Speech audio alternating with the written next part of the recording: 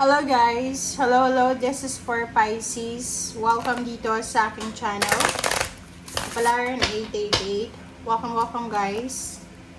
Alamin natin kung anong messages, energy gabay para sa inyong lahat. So this is from April 13 to 19. So titignan natin. 13, 14, 15, 16, 17, 18. Okay, 19. So third week na tayo ng April. So, titingnan natin ano ba ang message, Pisces, na kailangan mong marinig. Alright. Okay, so first card mo dito is number 27, which is number 9, and number 19, 10. Sinasabi ng bara sa'yo dito na maybe mayroon ka Pisces na iniintay. Kasi itong number 19 na to, it's number 10 na siya. So, maybe there's parang waiting for the result. So, pwedeng nag-aantay ka ng resulta ng whatever man na inihintay mo, exam or whatever. Sinasabi ng bara sa'yo na for this week, posibleng makakatanggap ka na ng confirmation. You will receive a confirmation letter, email, chat. You will receive an invitation. You will receive documents, okay?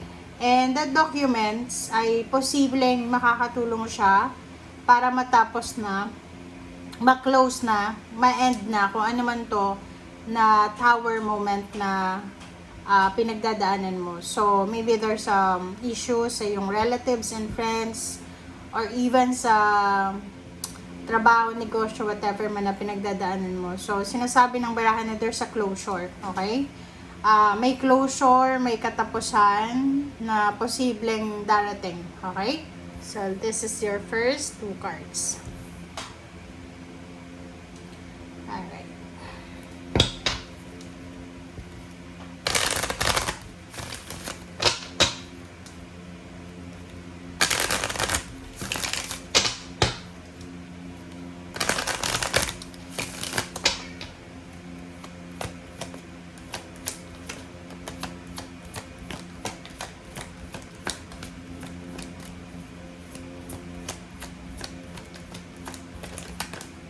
Okay.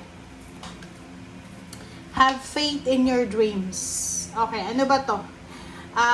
Para to sa lahat ng Pisces na sigurado, medyo nawawalan ka na ng pag-asa or pwedeng meron ka ng iniisip na mga negativity regarding sa kung ano man tong hinihintay mo. So, it's either results, outcome, confirmation, ganyan. Sinasabi ng barahan na kailangan mong magtiwala.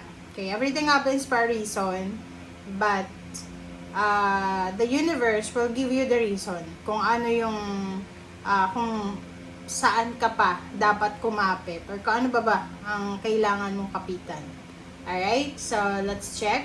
This is the last message from your spiritual helpers and guides, angels.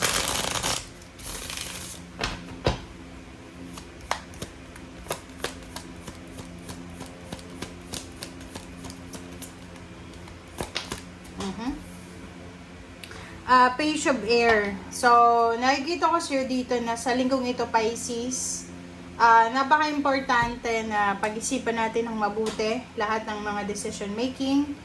Ang linggong ito ay napaka-importante para parang i-verify lahat ng information, lahat ng decision. Yung parang halimbawa, kung palagi kang aggressive or impulsive sa mga decision making mo, this week, sinasabi ng barahan na kailangan mo daw na maging matalino. Kailangan mong pag-aralan, i-analyze mo yung situation. And communication, kailangan mo dito ng maraming information. Okay? So, yun ang sinasabi ng barahan.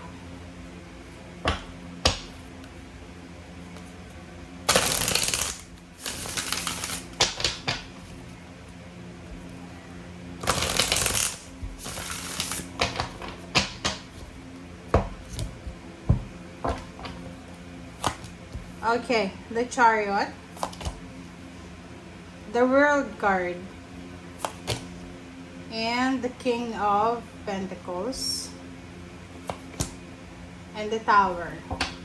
So, dito Pisces, sinasabi ng baraha sa'yo na yun, this Tower moment is this one. So, sinasabi ng baraha na kung ano man daw ang pinagdadaanan mo, the world is here. So, may mga confused moments ka na pinagdadaanan sa buhay. Na posibleng matapos na siya. So, whatever man yan na pinagdaanan mo, or na-confuse ka lang, sinasabi ng barahan na posibleng matatapos na yan sa linggong ito. So, there's a parang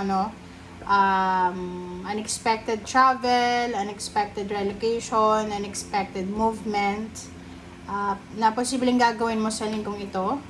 And nakikita ko sa'yo dito, may mga Pisces na you are planning to travel around the world ba? You are planning to relocate. So, pwedeng halimbawa, may trabaho ka na. So, hindi pa yan yung parang satisfaction na nararamdaman mo. Hindi ka pa satisfied sa kung anong meron ka ngayon. Kung magkano yung kita mo, or kung ano yung ginagawa mo sa ngayon. So, dito sa barahang to, nakafocus ka sa linggong ito sa finances. Pwedeng plano mong bumili ng sasakyan, plano mong bumili ng plane ticket, mag-travel sa labas ng bansa or international. May mga financial issues ka na posibleng masasettle na siya. So, ang sinasabi ng baraha dito na siguro for the past few months or years, pwedeng hindi ka masyadong nakapagtrabaho. But this week, eto na yung simula na you are parang recovering from any financial stress, financial burdens, or whatever man. Okay. Okay, what's the Chariot?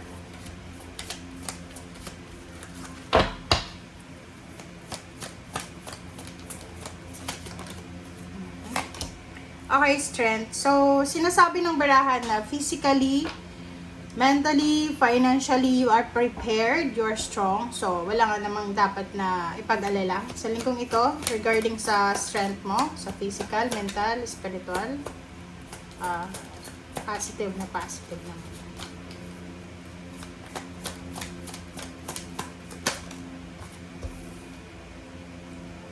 Okay, so page of 1. So, this is all about the future. So, sinasabi ng baraha sa'yo dito, Pisces, na meron ditong Pisces na kayo ay kung nasaan mang bansa kayo sa ngayon, hindi yan yung final destination nyo. So, kumbaga, kayo ay lalabas dyan sa bansang yan, lalabas kayo sa career na yan kasi may nakatadhana na career para sa inyo.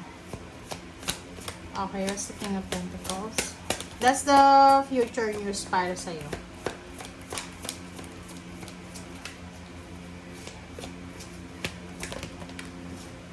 Alright, so there's a King of Swords and then Seven of Pentacles. So, sinasabi ng baraha sa'yo dito na there's so much direction, napakadaming direction ang itinuturo sa'yo ng universe. You are parang lucky. You're fortunate, lucky because you have several options and choices. So, like, halimbawa kung gusto mong lumipat ng career, marami kang posibleng pagpilian. Kumaga, yung availability sa'yo ay sobrang maganda. And nakikita ko siya dito na in the near future, hindi ka na yung klase ng tao na maghihintay lang kung ano yung kung ano lang yung available. No, in the future, sinasabi ng barahan na you will be super strong financially. Okay, financially, you will be super strong, powerful, okay, financially. And sinasabi ng barahan na whatever man financial stressor na yan, financial burden, mahahanap mo yung solusyon dyan. Okay, so, hindi ko alam kung bakit, but there's an Ace of Swords here, tapos Queen of Pentacles. So, sinasabi ng barahan na maraming balita, maraming communication, maraming information na posibleng matatanggap ka about money, about investment, about financial success, ng mga stories, parang ganun, testimonials. sa isang business or ganito ganyan. So, yun guys ang nakikita natin sa linggong ito. Okay? Thank you. Bye!